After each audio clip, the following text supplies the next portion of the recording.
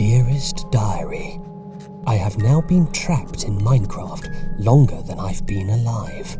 I didn't even know that was possible. I travelled into Minecraft to research survival for my once popular YouTube series. Be warned, my story is incredibly tragic, so you better cry.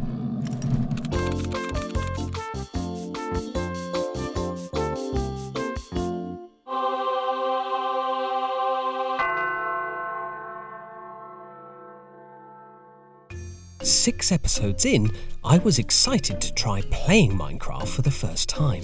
I was less enthusiastic about the top secret technology that would literally put me inside Minecraft. Behold, handsomeness incarnate. Some people say that I'm far prettier pixelated, and that's why my husband and I are no longer together. When you first spawn in Minecraft, you're given all the tools you need to survive, and as many helping hands as you can hold. Only joking, you get nothing. For years, Minecraft had no tutorials at all, leaving the player to have to try and figure out what they were supposed to do to survive. The game's opening is a mystery for the player to solve, and the less we tell you, the more satisfying solving it will be. Telling you how Minecraft works is the antithesis of this strategy, which is why this show should be cancelled immediately. Cynics might say this approach is just a convenient excuse not to tutorialise the game properly. In fact, I said that, and Mojang Studios bribed me with this cushy voiceover gig to ensure I wouldn't ever say it again. Since those early days, we've added more tutorials to the game's menus and on something called Minecraft.net. Never heard of it. But whatever approach you take, hopefully it won't be long until you figure out your first goal: survive the night.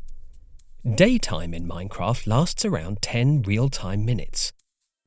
Then night falls, and hostile mobs rise. If you haven't built a shelter by then, well, I'll be wishing you luck from inside my home. No, you can't come in. We think it's a reasonable deadline, one that's tense enough to give the game purpose without being overly harsh. If you had 5 hours, that gives you too much time to get bored and try a better survival and crafting game. Not that such a thing exists. Of course, building a house in real life takes slightly longer than 10 minutes. Here's a house I tried to build in real life in the same time frame. Bet you wish you didn't get the house in the divorce now, don't you, Jonathan?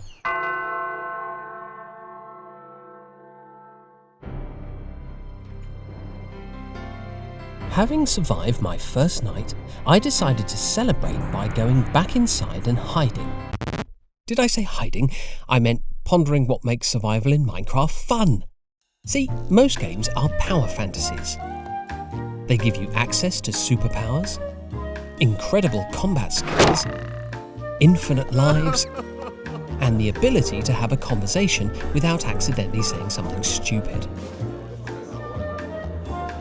But Minecraft and other survival games took another approach. In our game, you can't jump very far. You have to eat and watch your health, and you are far from invincible. Fun? Potentially, yes. Instead of a power fantasy, we're offering something, well, I hesitate to use the word realistic because I don't want you to laugh at me.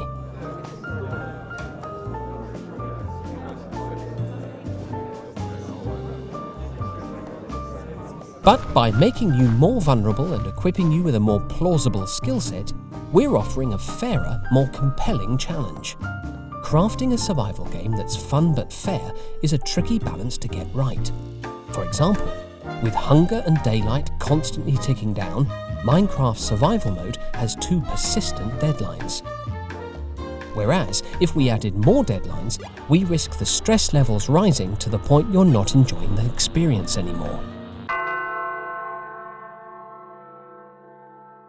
48 hours in, and I was starting to crack. I'm not ashamed to admit that I cried then. For several hours. Proper ugly crying too. Okay, maybe I am a little ashamed.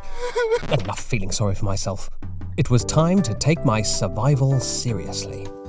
After all, how hard can it be? Luckily in Minecraft, death is temporary. That's because we're not trying to simulate the feeling of dying. No, that version didn't sell for some reason. We're trying to simulate the anxiety of struggling to get home after an overambitious shopping trip. Trip. See, finding treasures in Minecraft is just the start. Getting them home safely, that's the real survival challenge. If you perish in Minecraft, you lose all your possessions. However, you still have a chance to get all your stuff back, so long as you didn't die because somebody told you it was possible to take a bath in lava. You'll have to travel from your spawn point to where you perished. This risk-reward system, wherein you're offered a dangerous chance to reclaim your lost treasures, makes for a compelling challenge. One we're always careful not to dilute in successive updates. For example, in the award-deserving Nether update, we added respawn anchors, so you could set your own spawn points in the Nether. But to make sure we weren't making survival too easy, that spawn point has to be crafted from items that require exploring the Nether. See, there's always a catch. And I should know. I signed that contract without reading it after all. And that's how we make survival fun. Debatably. Oh, stop that. I can't be killed by a cow on camera again. And there you have it. It was a fun adventure, I'll admit, but I sure am glad not to be trapped in Minecraft anymore. Which is exactly what I plan to say as soon as someone gets me out of here. Hello? Anyone? Jens, old chum? Jonathan, even?